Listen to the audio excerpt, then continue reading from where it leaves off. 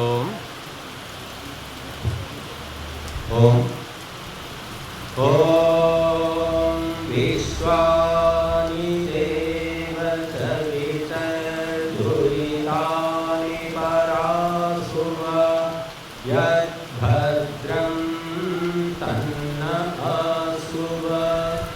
ఓం శాంతి శాంతి శాంతి. ఈ ప్రపంచము మొత్తం నడుస్తున్నది, కొనసాగుతున్నదంటే కారణము దానం. దానముతోటి, డొనేషన్, దానితో ప్రపంచం నడుస్తుంది. మొట్టమొదటి దాత ఎవరు? డొనేట్ చేసిన వాళ్ళు ఎవరు అంటే భగవంతుడు.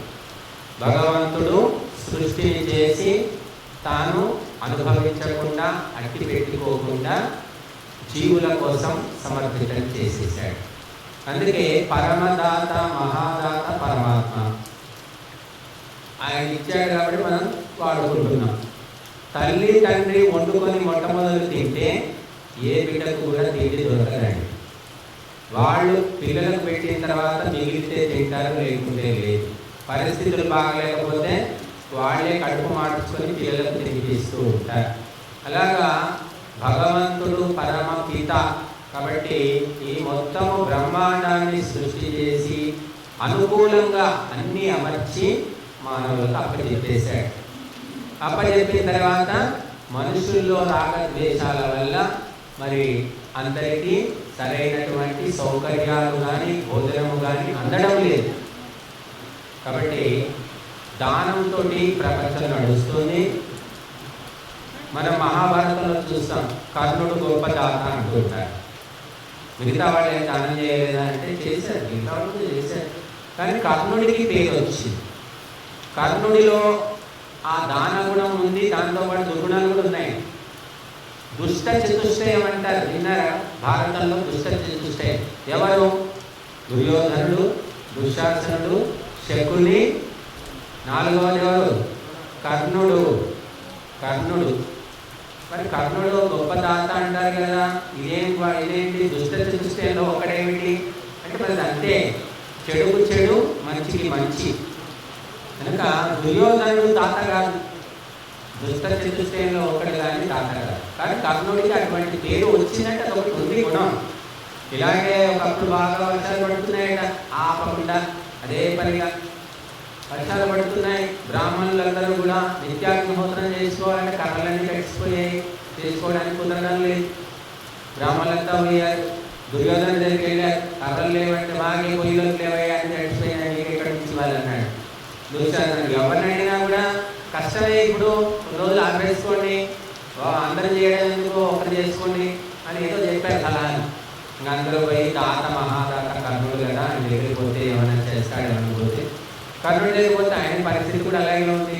ఏదో వంట చెప్పుకున్నాయండి కర్రలు, అది ఎలా అన్నారు ఇంట్లో ఉన్నటువంటి వాళ్ళు, గృహ నిర్వాహకులు.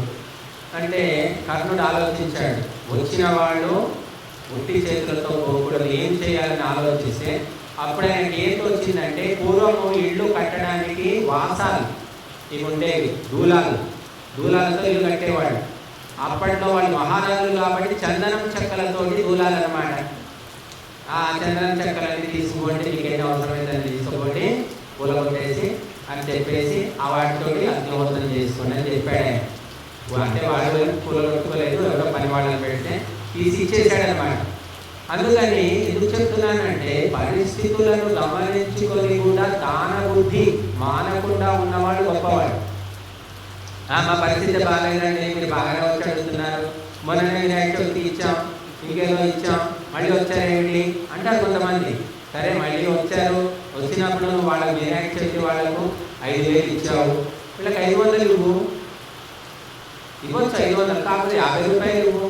పరిస్థితిని బట్టి దాన గుణం ఉన్నవాళ్ళు 50 రూపాయలైనా ఇస్తారు తప్ప మేము ఇవ్వలేము, పోయిరండి అని మాత్రం అనలేండి, గుర్తుపెట్టుకోండి. అన్నము వడ్డించే వాళ్ళు, అన్నదానం చేసేవాళ్ళు కూడా అంతే, వాళ్ళ ఉన్నంతలో చేస్తూ ఉంటారు. అన్నదానం చేసేవాళ్ళు ఇప్పుడు కూడా బోలెడు ఉన్నారండి, వాళ్ళు డబ్బులు ఎక్కువ చేయట్లేదు, శ్రద్ధాసక్తుల వల్ల చేస్తున్నారు వాళ్ళు. కాబట్టి శ్రద్ధ, ఆసక్తి, అంకిత భావము ఈ దైవభక్తి ఇవన్నీ ఉన్నవాళ్ళు తప్పకుండా చేస్తారు, వాళ్ళకు వస్తుంది, భగవంతుడు ఇస్తూనే ఉంటాడు. ఆ సత్యము తెలుసుకుంటారు కాబట్టి వదిలిపెట్టరు వాడు. ఇక పిసినారి వాళ్ళు ఉంటారు, గింజుకుంటారు వాళ్ళు. లోభివాని అడుగ లాభము లేదయా అన్నారు. ఇక లోభిని పోయి అడిగితే వాడు ఇయ్యకపోగా నన్ను వచ్చి అడిగాడు, నేను ఇస్తా, వాడు ఇస్తా, ఒకవేళ పేరు కోసం ఇస్తా అంటాడు, కానీ 10 సార్లు తిప్పుతాడు, తీసుకొచ్చి వీడే మానుకుంటాడు. తర్వాత ఊళ్ళో అందరికీ చెప్తాడు, నేను ఇస్తానని చెప్తే రానే లేదు, నాకు ఏదో పని ఉండి 4 సార్లు రామంటే నేను లేని ఆ సమయంలో నాకు అత్యవసరమైన పని వెళ్ళిపోయాను, అతను రాలేదు అని చెప్పుకొని తిరుగుతుంటాడు. ఇక వీడికి ఏం చేయాలో తెలియదు, బాబు ముందుకు తీసుకుంటాడు. ఇంకా లోభి యొక్క లక్షణాలు విచిత్రంగా ఉంటాయి. తన కుటుంబం వాళ్ళను అనుభవించనీయడు, వాడు అనుభవించడు, లోకానికి కూడా ఇవ్వడు అన్నమాట. కనుక బుద్ధిమంతులు, గుణవంతులు, సంస్కారవంతులు ఎప్పటికీ బతికేదేం లేదు. ఉన్న 4 రోజులు మనతో పాటు వీలైనంత నలుగురికి సహాయం చేద్దామనే మనస్తత్వంతో ఉంటారు. మరి ఈనాడు ప్రపంచంలో డబ్బుకు కొరత లేదు. భారతదేశంలో బోలెడు డబ్బు ఉంది ఇప్పటికీ కూడా. సరే విదేశీ బ్యాంకుల్లో, స్విస్ బ్యాంకులో జమ చేశారు, అది కాకుండా కూడా ఎంతో ఉంది. కానీ సరైనటువంటి ఆ బట్వాడా అంటే వితరణ జరగడం లేదు. డబ్బు పేరుకుపోయి ఆ బ్యాంకుల్లో ఉంది, లేకపోతే ఆ నిధులు ఇంకెక్కడో దాచిపెట్టుకుంటూ ఉంటారు, కానీ అది వితరణ కావడం లేదు. నీరు ఒక చోట నిలువ ఉంటే ఏం లాభం? పాచిపడిపోతాయి. నీరు ప్రవహిస్తూ ఉంటే అన్ని జీవులు కూడా బతుకుతాయి. అలాగా ధనాన్ని సంపాదించాలి, పోగు చేయడానికి కాదు, సరైన చోట దానం చేయడానికి అనే సత్యము చాలా తక్కువ మంది తెలుసుకుంటారు. అందుకే శాస్త్రకారులు ఏం చెప్పారంటే, దానం భోగో నాశస్తిశ్రోగతయో భవంతి విత్తస్య యో నదాతి న భుక్తే తస్య తృతీయా గతి భవతి అన్నారు. ఈ ధనానికి 3 అవస్థలు ఉన్నాయట: దానము, భోగము, నాశనం. డబ్బు సంపాదించామంటే దాన్ని దానమన్నా చేయాలి, లేదా భోగము అంటే స్వయంగా తనన్నా అనుభవించాలి, లేదంటే అది నాశనం అయిపోతుంది. ఈ 3 గతులు. కాబట్టి అది తెలుసుకొని మనమన్నా మనం ఎంత తినగలుగుతాం, ఎంత అనుభవించగలుగుతాం చెప్పండి. కొంతమంది డబ్బులు సంపాదించి హైదరాబాద్లో ఒక ప్లాటు, నిజామాబాద్లో ఒకటి, ఆర్మూర్లో ఒకటి, ఇంకెక్కడో ఒకటి, ఢిల్లీలో ఒకటి, ఇలా కట్టుకుంటూ ఉంటారు. 10 కట్టుకుంటారు, 10 ప్లాట్లు కొని పెట్టుకుంటారు, అపార్ట్మెంట్లు కొని పెట్టుకుంటారు.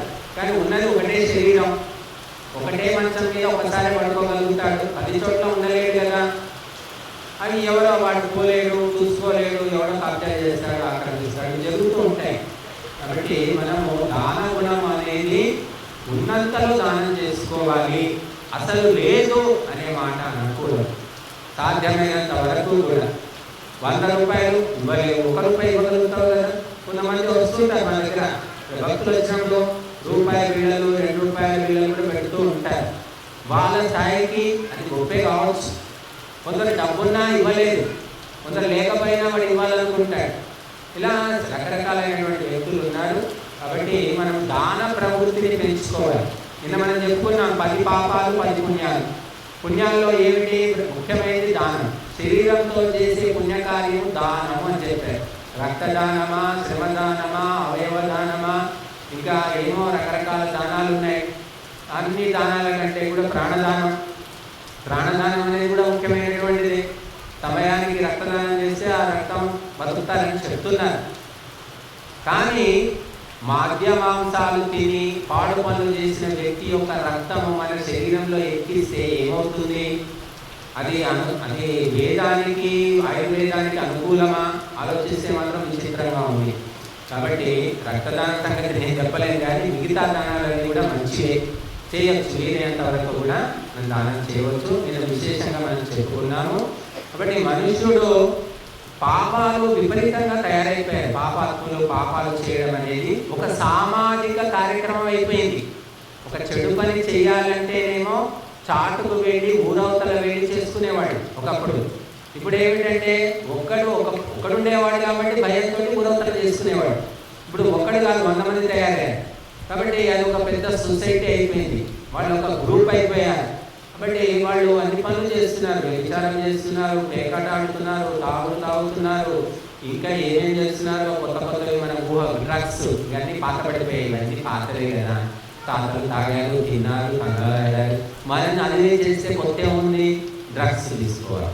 బట్ ఒక్కొక్క డ్రగ్ ఎటువంటి రుచి ఉంటుంది, ఎటువంటి అనుభవం, ఎటువంటి కిక్ ఇస్తుందో చూడాలి అని మొత్తం పిల్లలు, స్టూడెంట్లు, యువకులు, ముసలివాళ్ళు అందరూ తయారైపోయారు.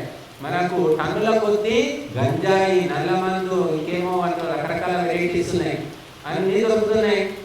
రైడ్ చేస్తున్నారు, పట్టుబడుతున్నాయి. ఇవన్నిటికీ కారణం ఒకటేనండి, 20 ఏళ్ల లోపల సత్సంగాలు పోయినాయి, భజనలు పోయినాయి, ధ్యానం పోయింది, పూజ కనీసం నిత్య పూజ చేసేవాడు ఉన్నారు ఎవరైనా? నిత్యం దీపం వెలిగించేవాడు ఎంతమంది ఉన్నారు? అది కూడా లేకుండా పోయింది. అవి ఎంత తగ్గిపోయాయో ఈ పాపం అంతగా పెరుగుతూ ఉంది. వెలుతురు ఉన్నంత వరకు చీకటి రాదండి. వెలుతురు ఎప్పుడు తగ్గుతూ ఉంటుందో చీకటి ఆక్రమిస్తూ ఉంటుంది. వెలుతురు దీపం నుండి వస్తుంది, సూర్యుడి నుండి వస్తుంది. చీకటి ఎక్కడి నుంచి వస్తుంది చెప్పండి? చీకటిని పుట్టించే వస్తువు ఏది, పదార్థం ఏది, ఎక్కడి నుంచి వస్తుంది చీకటి? వెలుతురు సూర్యుడి నుంచి, చంద్రుడి నుంచి, దీపం నుండి వస్తుంది, విద్యుత్ నుంచి వస్తుంది. చీకటి ఎక్కడి నుంచి వస్తుంది చెప్పండి? చీకటికి అస్తిత్వం లేదు, ఉనికి లేదు. వెలుతురు లేకపోవడమే చీకటి. వెలుతురు ఉంటే చీకటి ఉండదు అంతే. చీకటి ప్రత్యేకంగా పుట్టడం లేదు. అలాగా అజ్ఞానం అనేది లేదు అని చెప్పారు. జ్ఞానం లేకపోవడమే అజ్ఞానం. అజ్ఞానానికి అస్తిత్వం లేదండి. అజ్ఞానానికి అస్తిత్వం ఉంటే మనం పోగొట్టలేము. అందుకే శాస్త్రకారులు ఏం చెప్పారు? వెలుతురు వచ్చే విధంగా ప్రయత్నం చేయి, చీకటి పోతుంది. చీకటికి అస్తిత్వమే లేదు, ఎగ్జిస్టెన్స్ లేదు, ఉనికి లేదు. ఉందని నువ్వు భ్రమపడుతున్నావు, ఎందుకంటే వెలుతురు లేదు కాబట్టి చీకటి. కాబట్టి భగవంతుడు ధర్మము, న్యాయము, సత్యము, ధ్యానము, యోగము, యజ్ఞము ఎప్పుడైతే ఇవంతా వెలుతురే, వెలుతురు ప్రవాహం, ఏ ఒక్కటి పట్టుకున్నా కూడా మనం ముందుకెళ్తాం. అవన్నీ వదిలిపెట్టేయడం వల్ల ఈనాడు చాలా భయంకరమైనటువంటి రోగాలు వస్తున్నాయి, భయంకరమైన వాతావరణం ఏర్పడింది. తల్లిదండ్రులే పిల్లల్ని చంపుతున్నారు, పిల్లలే తల్లిదండ్రులను చంపుతున్నారు, భర్తను భార్య చంపుతుంది, భార్య భర్త చంపుతున్నాడు. పేపర్ తిరిగేస్తే ఇవే వార్తలు కనపడుతున్నాయండి. ఎవడో ముక్కుమోహం తెలియని వాళ్ళు వచ్చి ఇవన్నీ చేయట్లేదు. ఒకప్పుడు ఎవరో వచ్చి చంపేవాడు, ఇప్పుడు వాళ్ళే కుటుంబ సభ్యులే అన్నమాట. ఎందుకంటే కుటుంబంలో ధర్మ కార్యాలు జరగడం లేదు.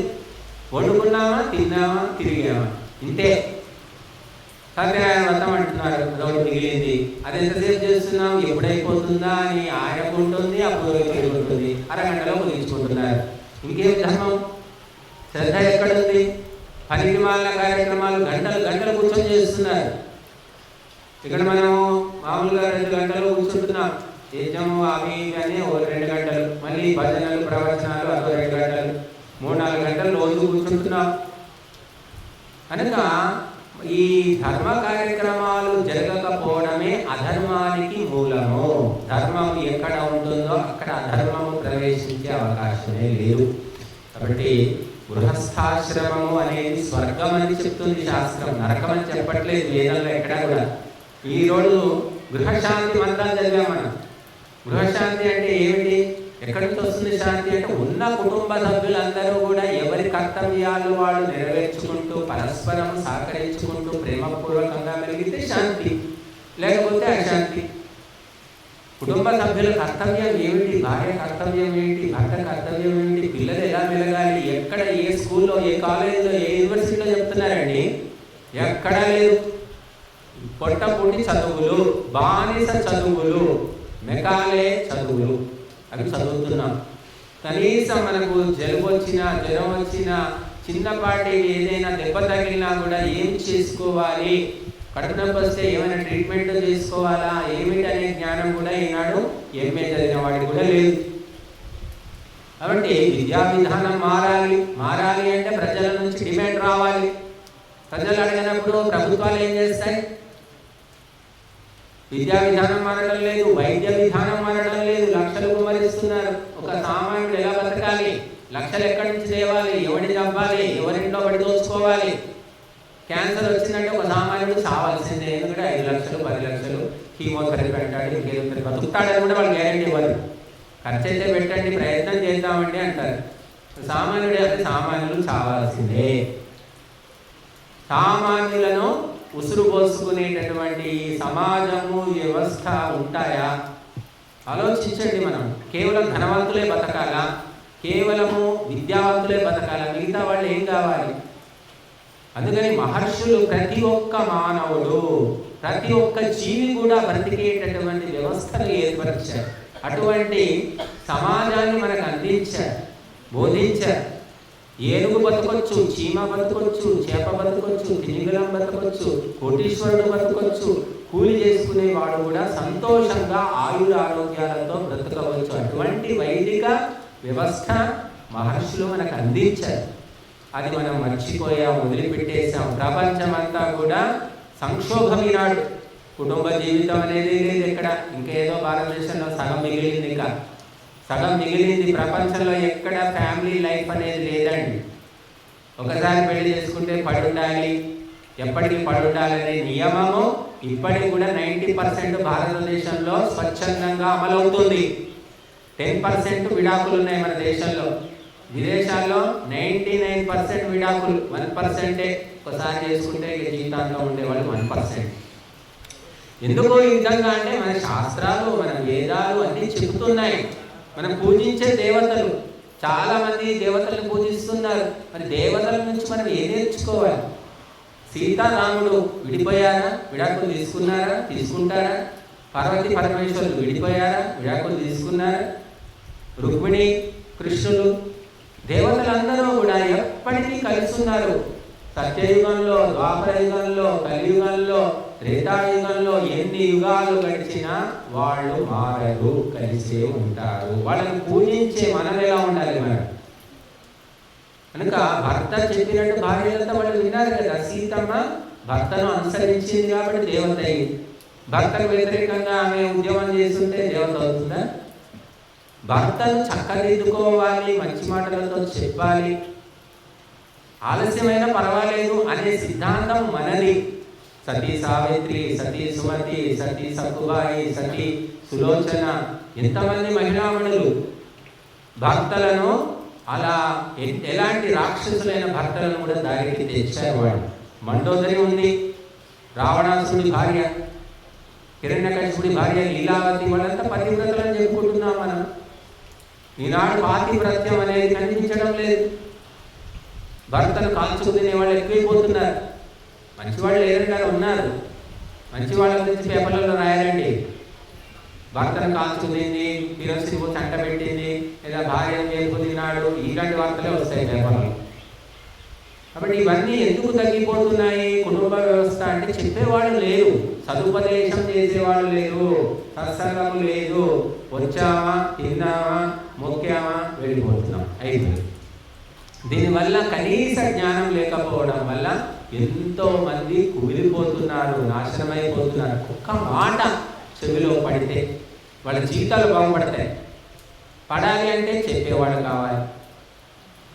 కాబట్టి ఈ లోకంలో ఎలా బతకాలో తెలియకుండా ఎక్కడో పరమాత్మను మనం పొందగలుగుతామా?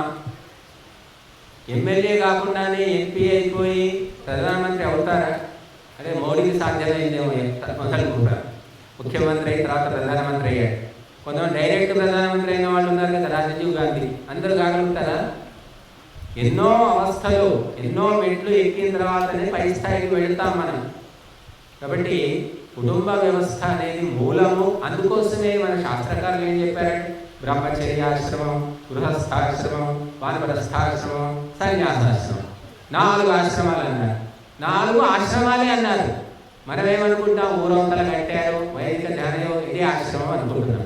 గృహస్థం కూడా ఆశ్రమమే, అదేం కంపెనీ కాదు, అదేం వ్యాపారం కాదు. కానీ అది ఎవరు అనుకోరు. ఆ ఆశ్రమం ఉంది, అక్కడ ఆశ్రమం, మీది కూడా ఆశ్రమేనమ్మా. అవునా? ఆశ్రమం ఎప్పుడు ఆశ్రమం అవుతుంది? గృహస్థము ఎప్పుడు ఆశ్రమం అవుతుందంటే పంచమహాయజ్ఞాలు చేస్తున్నారు. భార్యాభర్తలు ఇద్దరు కలిసిమెలిసి మాట్లాడుకొని కుటుంబానికి సంబంధించిన నిర్ణయాలు తీసుకుంటున్నారా? సత్సంగం చేస్తున్నారా? ఉదయము సాయంత్రము కూడా దైవ చింతన ఉందా? ఊరికే వండుకొని తినడమేనా? వండుకొని తినడం అనే కార్యక్రమం ఉంటే మాత్రం అది ఆశ్రమం కాదండి. కాబట్టి ఈనాడు అదొక్కటే మిగిలింది.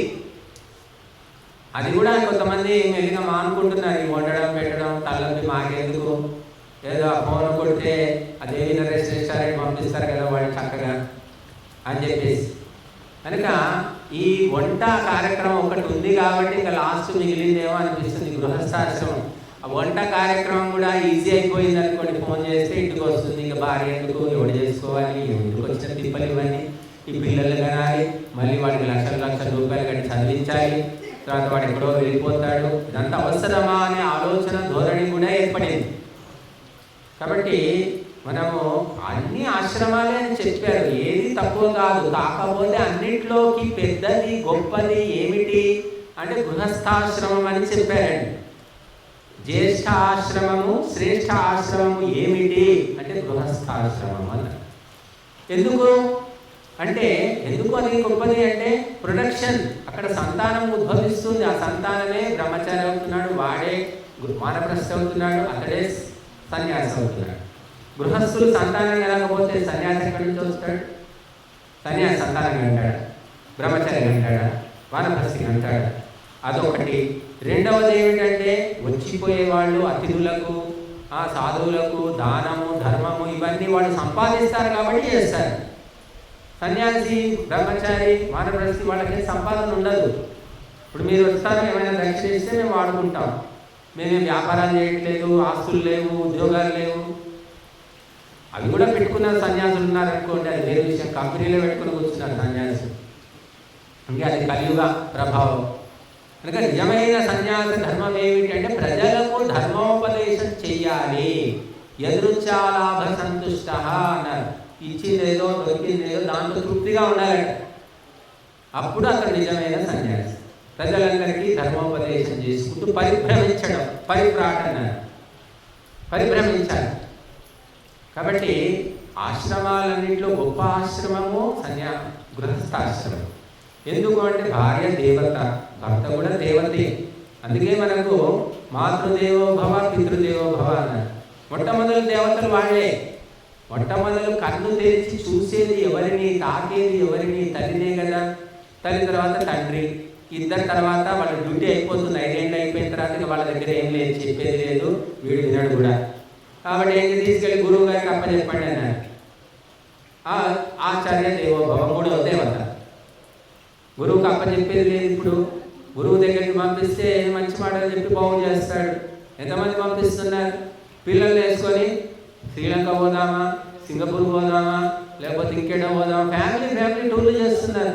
చెయ్యండి, లోక భ్రమణ చేయండి, లోకం ఏమిటో తెలుసుకోండి. దాంతోపాటు ఆశ్రమాలు, గురువులు చెప్పే క్యాంపులు కానీ, ఉపదేశాలు కానీ అవి కూడా వినిపించండి. కాస్త వాళ్ళలో మార్పు వస్తుంది కదా. అది జరగడం లేదు. అందుకోసమే సెలవులు వస్తే మేము ఎండాకాలం సెలవుల్లో క్యాంపులు పెడతామంటే మా పిల్లలంతా అటు వెళ్ళిపోతున్నారండి, సార్ మేము రామండి. తెలిసిన వాళ్ళకి ఫోన్ చేస్తే వాళ్ళు చెప్పేది. తిరిగి ఏం తెలుసుకుంటారు? ఏముంది, ఎక్కడ పోయినా కొండలు గుట్టలు చెట్లు చేమని, ఇది తప్ప నాకైతే ఏం కనపడదు. కొన్నిసార్లు నేను తిరిగాక సాధించుకున్నాను, ఎక్కడ పోయినా ఏమీ లేదు. అంటే ప్రపంచం పంచభూతాత్మకం. జ్ఞానం అనేది చాలా ముఖ్యమండి. ఆత్మ అన్నిటికంటే గొప్పది. మహర్షులు అడవుల్లో ఉండి తపస్సు చేసి ఎన్నో సూక్ష్మ రహస్యాలను మనకు తెలియచెప్పారు. మనం కొత్తగా తెలుసుకునేది ఏమీ లేదు. అదే పాత చింతకాయ పచ్చడి తాలింపు వేసుకొని తినాలి. అది కూడా మరి తెలియదు చాలా మందికి. తాలింపు వేసుకునే విధానం కూడా తెలియదు. మరి గృహస్థాశ్రమము ఉత్తమమైనది, శాంతి పూర్ణం, శాంతి నివాసం అని చెప్తుంది వేదం. స్వర్గం అని చెప్తుంది వేదం. స్వర్గం అంటారు. ఎక్కడుంది స్వర్గం అంటే ఇల్లే స్వర్గం, ఇలానే దేవత. కడుపే కైలాసం, గడిపే వైకుంఠం ఏదో అంటారు కదా. ఎక్కడ లేదు. ఇంట్లో భార్య పిల్లలు అనుకూలంగా ఉంటే అదే గొప్ప. అది అనుకూలంగా ఉందని చెప్పి భోగ విలాసాల్లో తేలిపోవడం కాదు, కర్తవ్య కర్మలు చేయాలి. ప్రతిరోజు పంచమహాయజ్ఞాలు ఎవరు చేస్తారో ఇక ఆ ఇంట్లో దేవతలు వాళ్ళకి ఎటువంటి లోటు ఉండదని శాస్త్రాలు చెప్తున్నాయి. అటువంటి పరంపర మనం కోల్పోయాం. చెప్పేవాళ్ళు లేరు కదా. చెప్తూ ఉంటే ఎవరో వింటారు. ఈరోజు 10 మందో 20 మందో 50 మందో 40 మందో వస్తున్నారు, వింటున్నారు. విన్న వాళ్ళందరూ అనుసరిస్తారా అనుసరించరా తర్వాత విషయం. విననైతే వింటున్నారు కదా, అటెండెన్స్ అయితే ఇస్తున్నారు కదా. అంటే తప్పకుండా చెప్పేవాడు ఉంటే వినేవాడు వస్తాడు. ఆ జ్ఞానము, ఆ జ్ఞాన పరంపర అనేది తగ్గిపోయింది మనకు. కనుక మన భారతదేశము ప్రపంచానికి మార్గదర్శనం చెయ్యాలి అంటే మన పరంపరను, మన చరిత్రను, మన సంస్కృతిని మనం నిలుపుకోవాలి కదా. పిల్లలకు ఆస్తులు ఇస్తున్నారు సంపాదించి, రాత్రి బావులు కష్టపడి కూడబెట్టి ఇస్తున్నారు. కానీ మన పరంపరని ఇవ్వాలి, మన సంస్కృతిని ఇవ్వాలి అని మాత్రం అనుకోవడం లేదు. చాలా ఖరీదైనటువంటి కాలేజీల్లో, స్కూళ్ళలో చదివిస్తున్నారు, లక్షలు వస్తున్నారు. కానీ క్యారెక్టర్కి ఏం ప్రాధాన్యం ఇస్తున్నారు? నీ కొడుకు గంజాయి బ్యాచ్లో ఉన్నాడు, పోలీసులు వస్తారు, ఒకరోజు పట్టుకుంటారు, ఏం చేస్తావు అప్పుడు నువ్వు?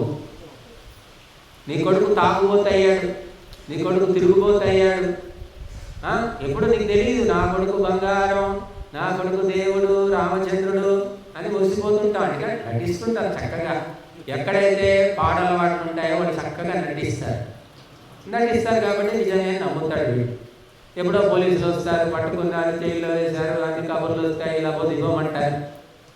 కాబట్టి క్యారెక్టర్ బిల్డింగ్ అనేది చాలా ముఖ్యమైనటువంటిది. చదువు ఉండొచ్చు, ఉండకపోవచ్చు, డబ్బు ఉండొచ్చు, ఉండకపోవచ్చు. క్యారెక్టర్ ఉన్న వ్యక్తికి ధనవంతుడు భయపడతాడు, అధికారి భయపడతాడు, అందరం భయపడతాం. మనం క్యారెక్టర్ ముఖ్యం, నిజాయితీ ముఖ్యం, నీతి ముఖ్యం. అది ముఖ్యమని ఎంతమంది తల్లిదండ్రులు పిల్లలకు నేర్పుతున్నారు? మద్యము చుక్క అసలు వాసన కూడా చూడాల్సిన అవసరం లేదు. ఎంతమంది చెప్తున్నారు? వాళ్ళే తాగుతున్నారు, పిల్లలకి ఏం చెప్తారు? ఒక విచిత్రం ఏంటంటే తాగుబోతుల పిల్లలు తాగుబోతులు కాదు. అదేంటో విచిత్రం.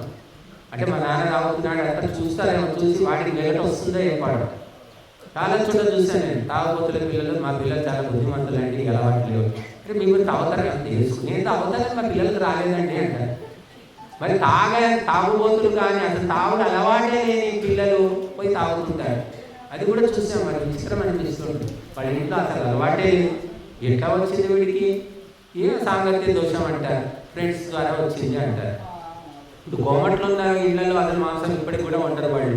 బయట పోతే మాత్రం ఫ్రెండ్స్తో బాగా తినేస్తూ ఉంటారు, ఇంట్లో మాత్రం కుదరదు. అంటే సాంగత్య దోషం అనేది చాలా ప్రభావం ఉంటుంది. నువ్వు ఎవరితో తిరుగుతున్నావు, ఆ వ్యక్తులు ఎటువంటి వాళ్ళు, వాళ్ళ సంస్కారాలు ఏమిటి, దాన్ని బట్టి ప్రభావం పడుతుంది. కాబట్టి మంచి స్నేహితులు ఒక్కడున్నా పర్వాలేదు. ఇంతకుముందు చెప్తున్నాడు, నీకు ఎంతమంది ఫ్రెండ్స్ అంటే ఒకడు అంటున్నాడు. చాలు, ఒక్కడు బుద్ధిమంతుడు ఒక్కడున్నా చాలు. ఆ ఒక్కడు కూడా లేకపోయినా పర్వాలేదు.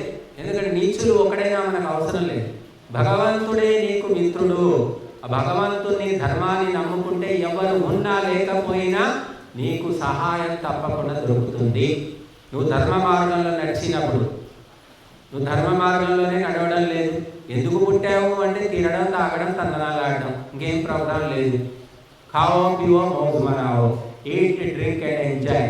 ఇది రాక్షసుల సిద్ధాంతం అంట, కొత్తగా వచ్చింది ఏం కాదండి. రామాయణంలో రావణాసురుడు చెప్తాడు, మా సిద్ధాంతం ఇది, మా ఆచరణ, పిబ భుంక్ష్వ రమస్వ. ఈ మూడు ఉన్నాయి చూడండి రామాయణంలో. పిబ అంటే తాగు, భుంక్ష్వ అంటే తిను, రమస్వ అంటే ఎంజాయ్ చేయి. ఇది మా రాక్షసుల యొక్క జీవన విధానము. నువ్వేంటి ఇక్కడ లంకలో అశోకవనంలో ఉన్నావు, నీ గురించి రాముడికి తెలియదు, ఎవరికి తెలియదు, అతడు వచ్చే ప్రశ్నే లేదు. ఈ సముద్రం దాటి ఎప్పుడు వస్తాడు, జీవితం గడిచిపోతుంది, హాయిగా అనుభవించు, నన్ను చేపట్టు అని ఆ విధంగా బ్రెయిన్ వాష్ చేస్తూ ఉంటాడు. కాబట్టి మనుషులందరూ ఇప్పుడు ఇదే పాటిస్తున్నారు. బతికేది 4 రోజులే, ఎక్కువ కాలంగా బతుకుతాడు, 40 ఏళ్ళు బతికితే చాలండి అంటారు. చాలా మంది పెద్ద వేదాంతం చదివాడు. 40 ఏళ్ళు బాగా బతకాలని, తినాలి, తాగాలి, ఎంజాయ్ చేయాలి. ఆ తర్వాత చచ్చిన పర్లేదు, చస్తాడు పడే చావాడు. లక్షలు ఖర్చు పెట్టించి రోగాలు తెచ్చుకొని హాస్పిటల్ చుట్టూ తిరిగి అందరితో చీ కొట్టించుకొని అప్పుడు చేస్తాడేమో. కాబట్టి మనము ఈ రాక్షసుల సిద్ధాంతాన్ని పాటించు. దేవతల సిద్ధాంతం ఏమిటి? త్యాగము, తపస్సు, సమర్పణము, సేవ, దానము. ఇవి దేవతల యొక్క లక్షణాలు. కాబట్టి మనది దేవయానము, దేవతలు పోయే మార్గంలో పోవాలని మనం రాముడి విగ్రహం పెట్టుకున్నాం. రాముడి విగ్రహం ఉడికే రాముడికి పూజ చేయడానికి కాదు, రాముడి మార్గంలో నడవడానికి రాముడు ఒక ప్రేరణ. ఒకప్పుడు ప్రతి ఒక్కరూ కూడా మీరు బతుకమ్మ పాటలు తిరిగేయండి, జోల పాటలు తిరిగేయండి, ఆరతి పాటలు తిరిగేయండి, ఏ పాట పాడినా అందులో సీతారాముల గురించి ఉండేది. అటువంటిది సీత ఎడిపోయిందో, రాముడు ఎడిపోయాడో, ఇప్పుడు కొత్త దేవతలు వచ్చారు. మరి ఎవరైనా కొత్త దేవతలైనా పాత దేవతలైనా వాళ్ళ మార్గంలో నడుస్తున్నామంటే మార్గం వదిలేసాం, ఊరికే పూజ చేస్తున్నాం, వచ్చేస్తున్నాం. కాబట్టి దేవతలను ఎందుకు మనం ముందు పెట్టుకున్నాము అంటే వాళ్ళ మార్గంలో నడిచి ప్రేరణ పొందడానికి. సుభాష్ చంద్రబోస్ ఫోటో ఎందుకు పెట్టుకుంటాం అంటే సుభాష్ చంద్రబోస్ తను చేయవలసింది చేశాడు, త్యాగం చేశాడు, జీవితం బలిదానం చేశాడు, అయిపోయింది. మనం ఎందుకు పెట్టుకున్నామంటే అంత కాకపోయినా కొంతన్నా చేద్దామని ప్రేరణ కోసం పెట్టుకుంటాం మనం. ఆ ప్రేరణ లేనప్పుడు ఎందుకు? తల్లిదండ్రులకి అన్నం పెట్టేది లేదు, సేవ చేసేది లేదు, చచ్చిపోయిన తర్వాత ఫోటోలు పెట్టుకొని పూజలు చేసి ఏవో భోజనాలు పెడితే ఏ లాభం? ఊరంతా అంటారు వీడు దుర్మార్గుడా, తల్లిదండ్రులకి అన్నం పెట్టినోడు కాదు, పాపం వాళ్ళు మంచంలో పడితే డాక్టర్ కూడా చూపించలేదు, బోలెడు ఆస్తులు ఇచ్చిపోయారు, చచ్చిపోయిన తర్వాత ఇంత పండుగ చేస్తున్నారని తిట్టుకుంటారు. కాబట్టి తిరిగిపోతారు అనుకోండి, తింటారు తిడతారు వెనక్కు, ఎందుకంటే డబ్బులు ఉంటాయి కాబట్టి ఏమన్నారు. అంటే తల్లిదండ్రి కానీ ఎవరైనా సరే, రాముడు కృష్ణుడు అందరి విగ్రహాలు పెట్టుకోండి, ఎంత పెద్దవైనా పెట్టుకోండి, కానీ మీరు ఒక్క అడుగైనా వారి మార్గంలో నడుస్తున్నారా లేదా అని ఒకటి లెక్క చూసుకోండి. విగ్రహాలు పెట్టుకుంటే సరిపోదు. ఇక్కడ అగ్నిహోత్రం పెట్టుకున్నాం, ఓకే, ఆ అగ్నిహోత్రాలు 12 ఉన్నాయి, ఇక్కడ అక్కడ ఒకటి 13. పుట్టిగా పెట్టుకుంటే సరిపోయింది. అందులో యజ్ఞం చేయొద్దా, ఆహుతులు ఇవ్వకూడదా? ఇవ్వకుండా ఉంటే యజ్ఞకుండాలు పెట్టుకుంటే మోక్షం వస్తుందా, స్వర్గం వస్తుందా? అలాగా రాముడు, కృష్ణుడు, శివుడు, హనుమంతుడు అన్ని విగ్రహాలు పెడుతున్నారు. దానితో పాటు సేవ, త్యాగం, కుటుంబంలో కనీసం నువ్వు ఊరికి ఉపకారం చేయకపోయినా పర్వాలేదు, నీ కుటుంబాన్ని సరిగ్గా చూసుకోవయ్యా, సక్రమంగా నడిపించుకోవాలి. దేశాన్ని ధరించినట్టే నీ కొడుకు దొంగల్లో కానీ, తిరుగుబోతుల్లో, తాగుబోతుల్లో, వాగుబోతుల్లో, జూదగాళ్లలో లేకుండా ఉన్నాడు అంటే నువ్వు దేశానికి సేవ చేసినట్టే. నీ కొడుకు ఎక్కడ తిరుగుతున్నాడు, ఏం చేస్తున్నాడు ఎవరికి తెలియదు, కానీ మా అబ్బాయి మంచివాడు అంటే అలాంటివి ఏమీ లేదు అనుకుంటాం మనం. కాబట్టి చిన్నప్పటి నుంచి మంచి సంస్కారాలు ఇస్తే ఎట్టి పరిస్థితుల్లో కూడా తప్పుదారి పట్టే అవకాశం అనేది లేదు. ఎంత ఎందుకు చెప్తున్నాడు, మా ఇంట్లో మా నాన్నగారు టీ కాఫీ అంటే వద్దనేవాడు. ఆయన తాగేవాడు కాదు, ఇంట్లో వద్దనేవాడు, మాకేం అలవాటే లేదు. అసలు సినిమాలు కూడా చూడొద్దని చెప్పేవాడు. ఆయన మొత్తం హిట్లర్ లాగా ఆయన ఒక పద్ధతి, సినిమాలు చూడొద్దు, భక్త ప్రలాగా ఆ లవకుశ ఇటువంటి సినిమాలే చూడాలి. ఇలా చిన్నప్పటి నుంచి అదే అలవాటు నేర్పించారు. బయట తినకూడదు, బయట బండ్ల మీద దుమ్ము పడుతుంది, అది పడుతుంది, తినకూడదు అని చాలా వికారంగా చెప్పేవారు. వికారం వచ్చేటట్టు అవి చూడంగానే మాకు అదే గుర్తుకొచ్చేది, బయట పోయి తినాలంటే భయం. అట్లా తల్లిదండ్రులు నేర్పిస్తారు. నేర్పిన తర్వాత పెద్దగా పెరిగిన తర్వాత ఆ సంస్కారాలను ఉంచుకుంటావా వదులుకుంటావా అని ఇష్టం. ఉంచుకున్నాం, కొంతమంది వదిలేసుకున్నారు. బట్ మనం ఎప్పుడు గృహస్థాశ్రమము చెడ్డది కాదు, విషము కూడా చెడ్డది కాదండి. విషాన్ని జాగ్రత్త వాడుకుంటే పాము కాటుకు అదే విషం పనిచేస్తుంది. మరి అనేక రోగాలు విషాలు తగ్గిస్తున్నాయి. గృహస్థాశ్రమము అమృతము, దాన్ని విషం చేస్తున్నది ఎవరు? తెలియక, వ్యవహారం తెలియక, భార్య ఎట్లా ఉండాలి, భర్త ఎట్లా ఉండాలి, ఏ పురోహితుడు చెప్తున్నాడు, ఏ గురువు చెప్తున్నాడు, ఏ స్కూల్లో చెప్తున్నారు. చిన్న చిన్న విషయాలు గొడవలు పడడం, విడాకులు తీసుకోవడం, 3 రోజులకి విడాకులు, 3 రోజులకి ఎక్కువే అనుకుంటాం. ఒకటే రోజులో విడాకులు అయిపోయిన సంఘటనలు కూడా చూస్తున్నాం మనం. ఎందుకంటే తెలియదు. భార్య భర్త వాళ్ళ వ్యవహారం ఏమిటి, ఎలా ఉండాలి, ఓర్పు లేదు. నేను ఎంఏ PhD చేశాను, నువ్వు చేసావు, ఆయన చేశాడు, ఎవరు ఎక్కువ ఎవరు తక్కువ లేదు, ఎవరు తగ్గరు, ఇలాగ వస్తున్నాయి గొడవలు.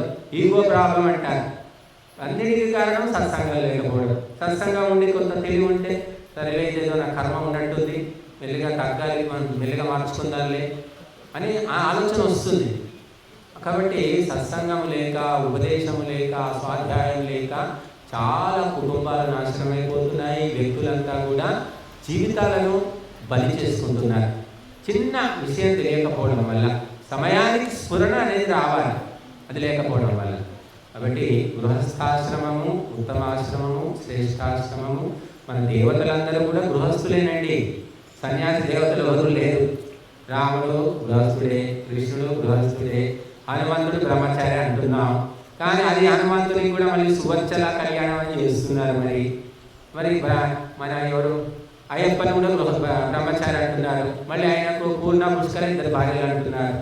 అంటే బ్రహ్మచారికి భార్యలను కల్పిస్తారు. అంటే పూర్ణ పుష్కల అంటే పూర్ణత్వము ఆయన దగ్గర ఉంది కాబట్టి, పుష్కలం అంటే లోటు లేనితనం, ఏదైనా సరే లోటు లేదన్నమాట, పరిపూర్ణ. ఆ పుష్కలత్వము, పూర్ణత్వాన్ని భార్యలుగా కల్పించారు. హనుమంతుడికి బ్రహ్మచారికి వర్చస్సు ఉంటుంది కాబట్టి సువర్చల, వర్చస్సుకే సువర్చల అని పేరు పెట్టి భార్య అని చెప్పి పెళ్లి చేస్తున్నాడు. కానీ భార్య లేదు. అలాగా రకరకాలుగా కల్పన చేశారు. గృహస్థులే ఎక్కువ మంది మనకు దేవతల్లో ఉన్నారు కాబట్టి ఏ ఆశ్రమం కూడా తక్కువ కాదు. కాకపోతే అన్నిటికంటే గొప్పది ఆత్మజ్ఞానము, అన్నిటికంటే గొప్పది త్యాగము, బలిదానము, సమర్పణ భావము, సేవాభావము. అందుకే ఇవి డబ్బున్న వాళ్ళ పేర్లు ఎవరి చరిత్రలో లేవండి. చూడండి మీరు, కోటీశ్వరులు ఎంతమందో పుట్టి చచ్చిపోయారు. కోటీశ్వరుల పేర్లు 10 మంది పేర్లు చెప్పలేదు. దాతల పేర్లు చెప్పగలుగుతాం, అలాగే దేశభక్తుల పేర్లు చెప్పగలుగుతాం, వీరుల పేర్లు చెప్పగలుగుతాం, పతివ్రతల పేర్లు చెప్పగలుగుతాం, కవుల పేర్లు చెప్పగలుగుతాం, కళాకారుల పేర్లు చెప్పగలుగుతాం. కోటీశ్వరుల పేర్లు చెప్పండి. శ్రీకృష్ణదేవరాయల యుగంలో కోటీశ్వరులు ఎంతమంది, వాళ్ళ పేర్లు చెప్పండి. శివాజీ యుగంలో ఎంతమంది కోటీశ్వరులు లేరా? ఉన్నారు, అప్పుడు ఉన్నారు, ఎప్పుడూ ఉంటారు. కానీ ఆ పేర్లు చరిత్రలో ఎక్కువ అన్నమాట. ఆ డబ్బు నుండి కూడా దానం చేస్తే అప్పుడు వాళ్ళు చరిత్రకి ఎక్కుతారు. రాణా ప్రతాప్ మరి మహావీరుడు, ఎంత వీరుడైనా కత్తి లేని ఏ వీరత్వం? కత్తి కావాల్సిందే వీరుడికి. కత్తి కావాలి, సైన్యం కావాలి, గుర్రాలు కావాలి, ఏనుగులు, రథాలన్నీ కావాలి, ఆయుధాలు కావాలి, సైన్యం కావాలి, అప్పుడే యుద్ధం చేయగలుగుతాడు. ఆయన పాపం పరిస్థితి బాగాలేక అడవులకు వెళ్ళిపోయాడు. మేవాడు వదిలిపెట్టేసి రాణా ప్రతాప్ అడవుల్లో పడిగాపులు పడుతున్నాడు. డబ్బు లేదు, కోశాగారం నిండుకుంది, ట్రెజర్ ఏమి లేదు. ఎలా యుద్ధం చేస్తాడు? డబ్బులు ఉంటాయి కదా, సైన్యం వచ్చేది, వాళ్ళు జీతాలు ఇవ్వాలి. ఇక ఏమి గతి లేక అరణ్యవాసం చేస్తున్నాడు. అప్పుడు భామాష అనే ఒక కోటీశ్వరుడు, ధనవంతుడు ఆ విషయం తెలుసుకున్నాడు. తెలుసుకొని అయ్యో ఒక మహావీరుడు కేవలం డబ్బు లేకపోవడం వల్ల అడవుల్లో అలవడిస్తున్నాడు, నా డబ్బులు ఎందుకు, ఏం చేసుకోవాలి ఆయన చెప్పేసి అడవుల్లో వెతుకుంటూ వెళ్ళి కోట్ల ధనాన్ని సమర్పించి మీరు సైన్యాన్ని నిర్మాణం చేయండి, శత్రువులను ఓడించండి అని సమర్పించి ఈనాడు చరిత్రలో నిలిచిపోయాడు. భామాష ధనవంతుడు, ఆయనకి అర్హత ఏమీ లేదు, ఒకటే డబ్బు దానం చేశాడు, యోగ్యుడికి ఇచ్చాడు. ఇంకా మనం కేవలం డబ్బు జమ చేస్తున్నారు, ఎద్దులా కష్టపడుతున్నారు. అంతా జమ చేసి ఎవరికి ఇస్తున్నారు? కొడుకు కోసమేనా?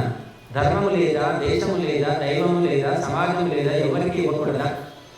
కొడుకే ఇస్తాం. చాలా మంది ఫిక్స్ అనమాట, వాడు తాగుబోతు కానీ, పరిమాణోడు కానీ, తిరుగుబోతు కానీ, ఏమైనా సరే వాడికే ఇస్తాము అనుకుంటారు. దానివల్ల పాపమే తప్ప పుణ్యం రాదండి. పుణ్యం అనేది లేకుండా ఎవ్వరు కూడా సుఖాలను అనుభవించాలి. ఈనాడు మనం సుఖంగా ఉంటున్నాము, ఆరోగ్యంగా ఉంటున్నాము అంటే ఎంతో కొంత పుణ్యం చేసుకున్నాం ఇంతకుముందు. అది ఏదో మనకు కూడా తెలియదు, ఈ జన్మనో గత జన్మనో తెలియదు. దాన్ని బట్టే మనకు ఆరోగ్యాలన్నీ కూడా ఉంటాయి. కాబట్టి మనం ఉన్నంత లోపల సహాయం చేస్తూ ఉండాలి. గృహస్థుల యొక్క కర్తవ్యం అది. మా పని ఏమిటి అంటే స్వాధ్యాయ ప్రవచనాభ్యాం ప్రమదితవ్యం. ఎప్పుడు నేర్చుకోవాలి, తెలుసుకోవాలి, గ్రంథాలు చదవాలి, తెలియజేయాలి, అర్థమయ్యేటట్టు చెప్పాలి. అర్థం కాకుండా చెప్తే ఏమోనండి స్వామి బాగా చదువుకున్నారంటారు, ఆయన చెప్తాడు బాగా చెప్తాడు, ఏం అర్థం కాదండి అంటారు. మనకు అర్థమయ్యేటట్టు చెబితేనే కదా, నెత్తికెక్కితేనే కదా మనం జీవితాన్ని మార్చుకునేది. కాబట్టి శాస్త్రాలన్నీ చదివి జనాలకు అర్థమయ్యే సరళమైన భాషలో చెప్పాలి, అది కూడా కర్తవ్యమే. రోగం పోవాలి అంటే మందు తినాలి. మందు చేదుగా ఉందనుకోండి, చిన్నపిల్లలు తింటారు. చేదు మందు నేను తినను అంటాడు వాడు. వాడు బలవంతంగా నోట్లో కాళ్ళు చేతులు పట్టుకొని మోస్తే కూడా కక్కుతాడు వాడు. అందుకని చిన్నపిల్లలకి ఏం చేస్తారు, చాలా మటుకు తీయటి మందులే ఇస్తూ ఉంటారు, చేదు మందులు ఇవ్వరు. అలాగా ఈ గృహస్థులకు కూడా చేదు అంటే శాస్త్రాలన్నీ ఇక్కడ చదివామనుకోండి, ఏమో చదువుతున్నాడు మాకేమో అర్థం కావట్లేదు. అందుకని ఆ శాస్త్రాలలో సారాన్ని తెలియజేయాలి, అది మా కర్తవ్యం. అంతవరకు మేము చేయగలుగుతాం. కానీ మిగిలినటువంటి సౌకర్యం కానీ, వసతి కానీ, దానము కానీ, సేవ కానీ అందరూ చేయాలి. ఎవరికి తోచినంత వాళ్ళు చేస్తేనే ఒక వ్యవస్థ అనేది ముందుకు వెళుతుంది. ముందుకు వెళ్ళిన కొద్దీ కూడా ఎంతోమంది దానివల్ల లాభాన్ని పొందుతారు. కాబట్టి గృహస్థులందరూ కూడా ఈ సెలవులే కాబట్టి మీ పిల్లలతో సహా వచ్చి ప్రతిరోజు కాకపోయినా అప్పుడప్పుడైనా వచ్చి పాల్గొని ధర్మాన్ని గురించి తెలుసుకొని చక్కదిద్దుకుంటారని, మీ జీవితాలను బాగు చేసుకుంటారని ఆశిస్తున్నాను. ఓం శాంతి.